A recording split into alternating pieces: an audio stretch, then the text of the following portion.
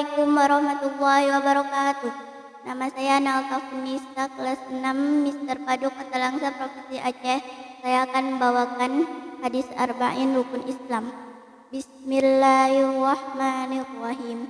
An Abi Abdirrahman Abdillah bin Umar bin Al-Khattab radhiyallahu anhu qala sami'tu Rasulullah sallallahu alaihi wasallam yaqulu buniyal islami ala khamsin syahadati an la ilaha illallah wa anna muhammadar rasulullah wa iqamis shalah wa ita'iz zakah wa shauma ramadan wa hajjul baiti.